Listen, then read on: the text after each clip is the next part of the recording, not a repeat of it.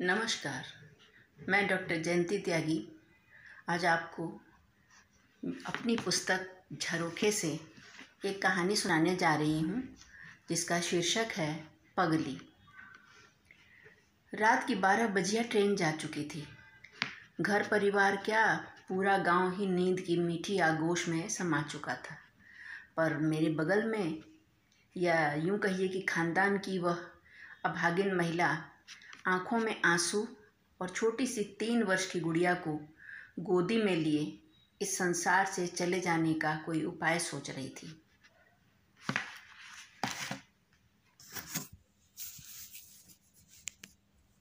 हो रहा है।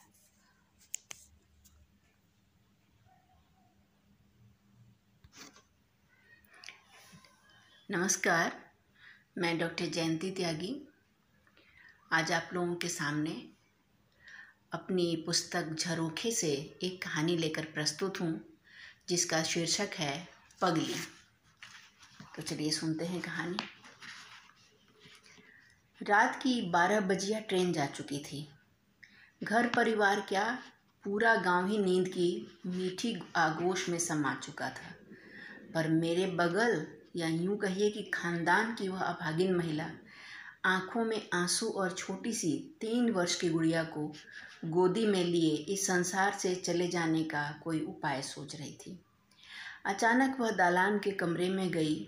थोड़ी देर तक कुछ टटोलती रही और अंत में उसे वह मनहूस चीज़ मिल ही गई जो कीड़ों को मारने के लिए खेतों में प्रयोग किया जाता है और जिसे गैमक्सीन कहते हैं।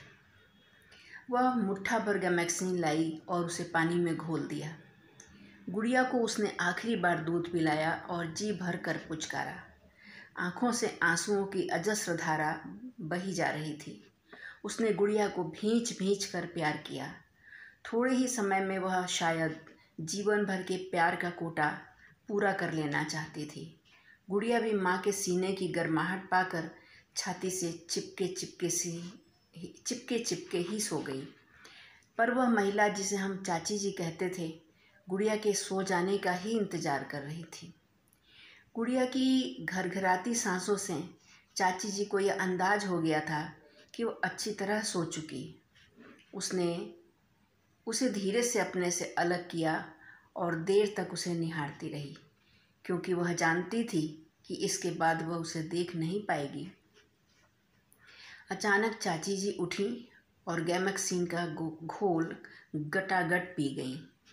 5 मिनट भी नहीं बीते होंगे कि किसी के चिंघाड़ने की भयंकर आवाज़ ने वातावरण को उद्वेलित और भयाक्रांत कर दिया। मैं दुबक कर माँ से सट गई। धीरे से पूछा, अम्मा, यह आवाज़ कहाँ से आ रही है? कहाँ जाने के हुए? हमरा तो बुझाता कि छोटी दादी की ओर से ये वजिया आवता। लगातार हाथी के चिंघाड़ने जैसी आवाज़ की, जिसमें पीड़ा और छटपटाहट मिली हुई थी। 15 मिनट के अंदर लोग अपने अपने कमरों से निकलकर वहाँ पहुँचे, लेकिन अब तक पक्षी उड़ चुका था। बस खाली पिंजरा पड़ा था। गांव के लोगों ने आनन फानन में दाह संस्कार की सारी सामग्री और लकड़ी तक जुटा ली और सुबह के 4 बजे तक दाह संस्कार करके घर भी लौट आए। औरतें आपस में कानाफूसी कर रही थीं। अरे, ऐसी सास और जेठानी भगवान दुश्मन को भी ना दे। उनमें से जो उम्र में कुछ अधेड़ थी, उसने बताया, अरे बहन, सारे घर के काम उसी से कराती थी। बड़ी बहू तो इनकी लाडली थी ना, क्योंकि उनका बड़ा लड़का तो सरकारी नौकर है और ये छोटा भागवत तो सारे दिन खेती में ही लगा रहता है। जब खेतों में से जल भून कर आता था तो आते ही इस छोटी बहू की बुराई करने लगती थी, और वह भी न आव देखता था न ताव। न बीवी से पूछने की ज़रूरत समझता था, धाएं धाएं उसे पीटने लगता था। मायके से भी वह कमज़ोर ही थी, इसलिए इन्हें उनका डर नहीं था। बेचारी एक बार तो तड़पी, पर इनकी जेल से सदा सदा के लिए छूट गई। अब भागवत को भी पता चल जाएगा। माँ और बड़ी भाभी वो पहले भी भर पेट ढंग का खाना नहीं देती थी। बड़ा आता तो उसके लिए पकवान बनता था, पर इसे तो कभी कभी पेट भर कर सत्तू भी नसीब नहीं होता था। एक बूढ़ी औरत तो अब तक सब कुछ चुपचाप सुन रही थी। बोली, अरे किसी को इंदु का भी होश है? कहाँ है वह? अरे हाँ, उसकी बेटी भी तो है, बेचारी इतनी सी उम्र में बिन माँ की हो गई। किसी स्त्री ने कमरे में जाकर देखा तो अपनी मम्मी को ढूंढ रही थी और उसे न देखकर बेतहाशा रो रही थी। उस स्त्री ने उसे अपनी छाती से चिपटा ली। रो मत गुड़िया, चुप हो जा, अब तो सारी उम्र ही रोना है। उस अजनबी स्त्री का मुंह देखकर इंदु और जोर जोर से रोने लगी। 13वीं में उसके मायके के लोग भी आए थे। कोई पुलिस फौजदारी नहीं, सब कुछ ऐसे शांति से निपट गया जैसे वह साधारण मौत हुई हो। बल्कि 1 साल बाद जब भी गई तो पता चला कि भागवत चाचा की दूसरी शादी हो गई है, उसी चाची की चचेरी बहन से। उत्सुकतावश मैं भी देखने गई। नई चाची तो बहुत ही गोरी और सुंदर थी, साथ ही अच्छे स्वभाव की भी।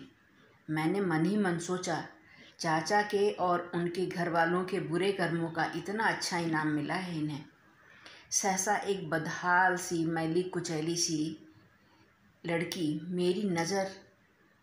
पर मेरी नज़र चली गई, जो झुक झुक कर झाड़ू लगा रही थी।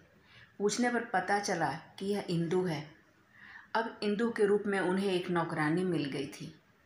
पता चला कि 7 साल की उम्र से ही उसने घर के झाड़ू, पोंछा, बर्तन और खाना तक बनाने का कार्य करने लगी है।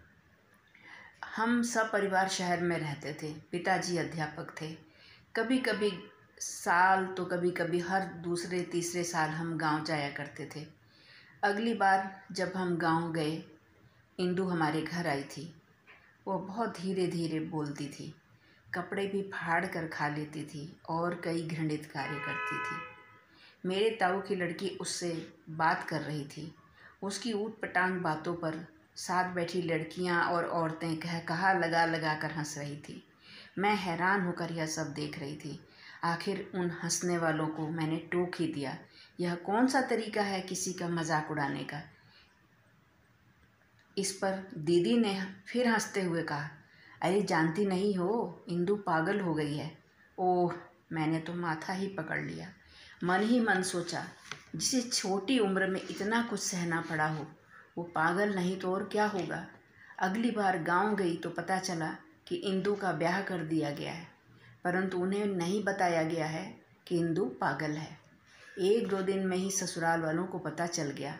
जब एक रात रोटी में से कुछ अजीब सा स्वाद आया, इंदु के पति ने कहा, रोटी आज कैसी लग रही है, कैसा आटा है यह? तो इंदु ने खुश होते हुए बताया, अरे अटवा में से कुकरों नु खाला, मतलब आटे में मुंह डालकर एक कुत्ता रोज सूखा आटा खा जाता था। यह सुनकर उसके पति ने 2-4 लात घूंसे इंदु को मारा और मायके भिजवा दिया। बोला, हम इस पागल को अपने मत्थे क्यों मढ़ें? और इस तरह इंदु फिर एक बार मायके वालों की नौकर बन गई। उधर उसके पति ने जल्दी ही दूसरा विवाह कर लिया। इधर इंदु को लड़का हुआ, जिसकी खबर उसके ससुराल में दी गई। और किसी तरह एक बार इंदु ससुराल में अपनी सौत और पति की फिर से नई नौकरी करने लगी। वक्त सरकता गया, लड़का बड़ा होने लगा और लोगों से पता चला कि जब जरा समझदार हुआ तो अपनी माँ को बहुत मानने लगा। शायद ज़िंदगी में पहली बार जिसका प्यार मिला वह उसे अपने बेटे से ही मिला। कुछ सालों बाद बेटा पढ़ने के लिए बनारस चला गया। इधर इंदु को क्या हुआ यह तो पता नहीं चल पाया, पर वह स्वर्ग सिधार गई। घर परिवार के लोगों से सुना कि इंदु के बेटे ने माँ के मरने पर 3 दिन तक अन्न तो क्या, पानी की एक बूंद भी ग्रहण नहीं किया था। उसी पगली के बिना वह अनाथ हो गया था। धन्यवाद।